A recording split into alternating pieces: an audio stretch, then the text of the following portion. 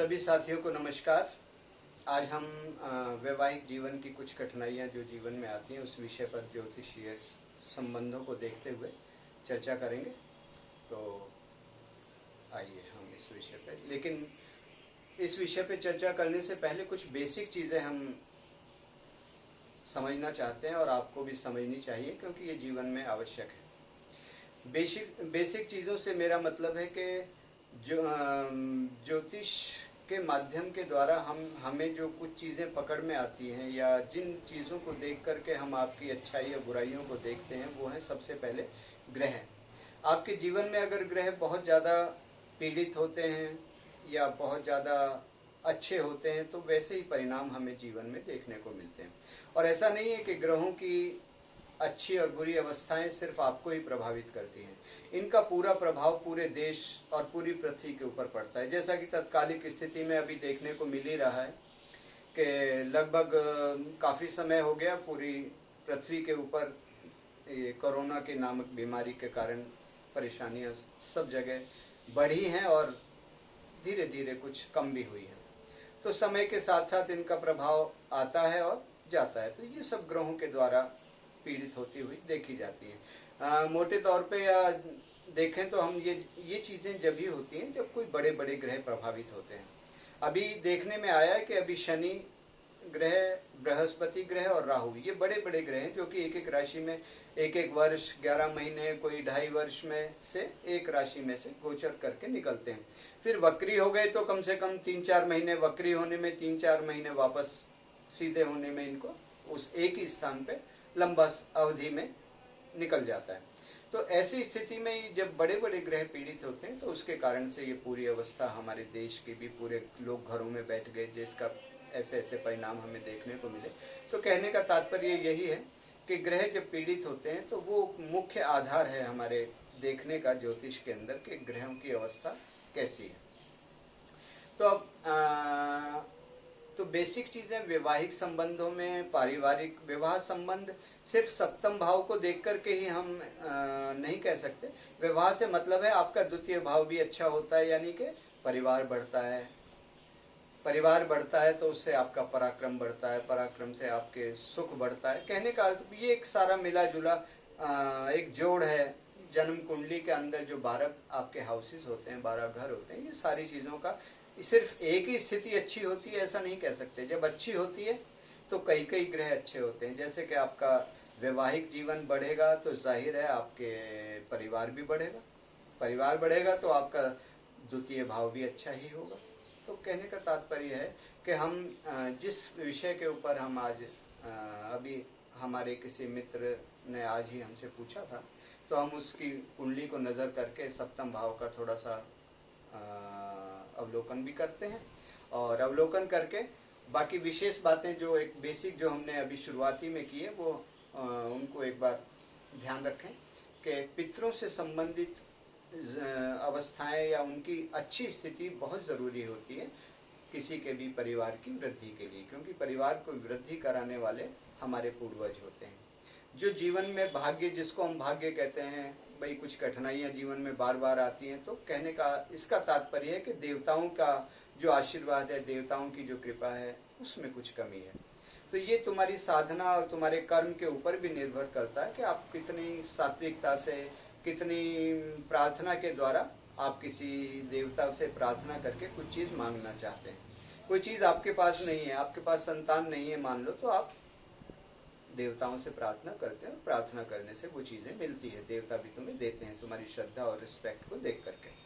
तो अभी इस एक कुंडली जो सामने है हम इस पे एक बार एक नज़र डालते हैं।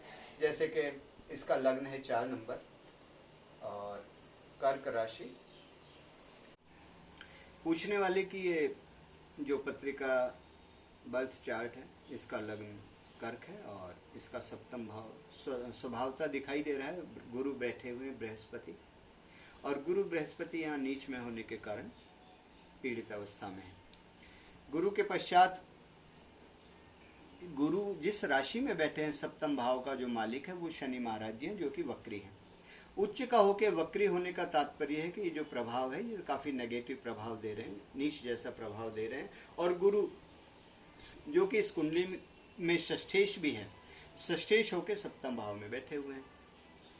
तो कहने का तात्पर्य ये है कि अगर सब कुछ ही ठीक होता है इसकी कुंडली में तो ये मुझसे पूछते क्यों। तो जाहिर है इनकी कुंडली में इस बच्चे की काफ़ी दिन से शादी नहीं हो रही थी। जैसे ही शनि का गोचर यहाँ हुआ तो इसका विवाह हुआ, विवाह हो गया। अभी आज इसके पिता का मेरे पास फ़ोन आया और उसने मुझसे पूछा कि भाई ये बच्चे की शादी हो गई, उसकी पत्नी घर अब वापस नहीं आ रही। तो ये एक अलग समस्या है। लेकिन हम यहाँ बेसिक चीज़ों पर जिस पे हम चर्चा कर रहे हैं वो ये देखेंगे कि ये ग्रह पीड़ित अवस्था में इनको क्या उपचार कर लेना चाहिए। अब पूछने वाला कोई किसी भी धर्म से संबंधित होते हैं तो अब हम इनको यही बताते हैं, इनको उसी के अनुसार हमें परामर्श देना होता है। भाई तुम किसी गुरु को मानते हो? नहीं जी, हम किसी गुरु को नहीं मानते। कोई बात नहीं। तुम किसी की पूजा करते हो?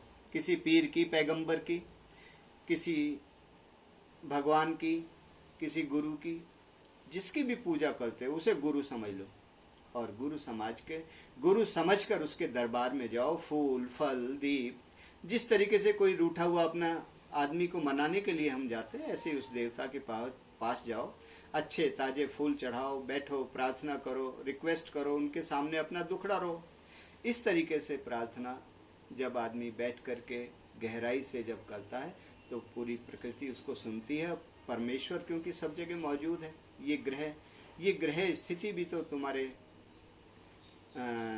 एक तरीके से चारों तरफ जो भी हमें दिखता है वो सब ईश्वर से संबंधित चीज़ें ही हैं आपस में।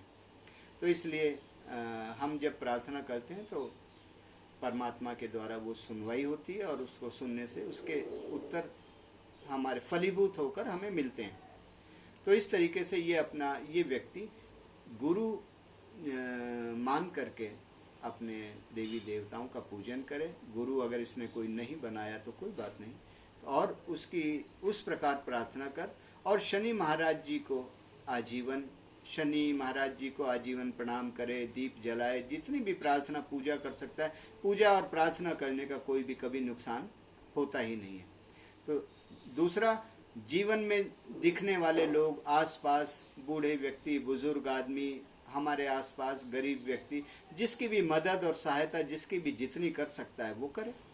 तो कहने का तात्पर्य यही है कि ये इन भावों को, और जब विवाह हो जाए तो पत्नी का आदर करे, पत्नी से पूछ के कोई भी काम करे तो ये भाव उसका अच्छा रहेगा, अच्छा होगा।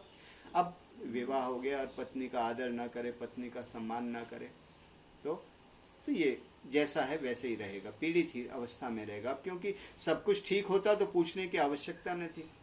खराब है इसलिए उपाय भी करने की जरूरत है और उपाय आजीवन करना होगा। अगर कोई देवता, कोई ग्रह पीड़ित है तो उस पीड़ित स्थिति को ठीक करने के लिए तुम्हें आजीवन रिस्पेक्ट करनी होगी इन महाशय की या इन ग्रहों की, जो ग्रह यहाँ पर खराब स्थिति में बैठे हुए हैं। इनका आजीवन सम्मान करोगे तो सब कुछ ठीक चलता रहेगा। जैसे ही तुमने इनका रिस्पेक्ट करनी छोड़ी, सम्मान करना छोड़ा, नमस्कार करना छोड़ा, गुरु मान करके जिस देवता के पास जाओगे, जिसकी पूजा करोगे, जिसको फूल चढ़ा के आके प्रार्थना करोगे और बाद में उसे भूल जाओगे, तो यथा स्थिति जो आज बनी हुई है वापस खड़ी हो जाएगी आकर के। तो खैर, समय के अनुसार ग्रह स्थिति बदलती है, चलती रहती है, और ऐसा नहीं है कि जीवन में समय एक जैसा ही रहता है। न दुख हमेशा एक साथ रहता है, न सुख हमेशा एक साथ रहता है। ग्रह स्थिति बदलती हैं, दशाएं बदलती हैं, महादशाएं बदलती हैं, उसके अनुसार जीवन में सुख दुख भी ऊपर नीचे होता रहता। तो इसलिए मनुष्य को घबराना तो है ही नहीं।